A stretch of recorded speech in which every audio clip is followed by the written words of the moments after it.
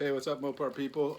Just want to do a quick video to show this trunk spring setup. I put some gas struts in this trunk, and just wanted to show you what the action actually looks like. There's details in the post, but here we go. You can see it's not popping right up, right?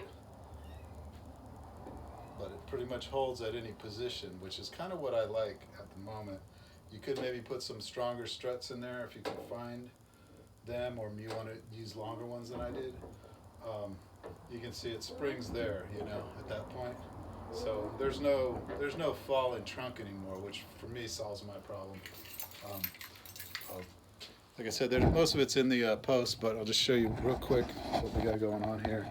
This is the setup here. I've got this little plates that I made out of 1/8 steel, and under there is the actual strut rod shooting back.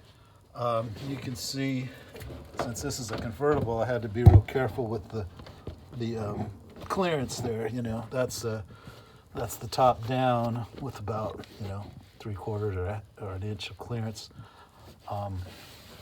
There's a plate that I put in with a supporting rod, which I'm pretty happy with. I'd feel comfortable putting stronger struts in here. These ones here are 100-pound each side. They're 15-inch struts. So maybe you'd have a better chance if you do longer ones. But I think I would want maybe 120 is what I think I'd like to do. But for now, this is a huge improvement over what I had. This is running without any torsion bars in there at all. But I did leave room for them to go back in if needed. So anyway, hopefully this helps clarify what I did there. Like I said, I'm super happy. This has been bugging me for a long time. I drive this car every day, get groceries, the whole thing, right? So, okay, thanks a lot and take care. Thank you for all the help I've gotten from the site.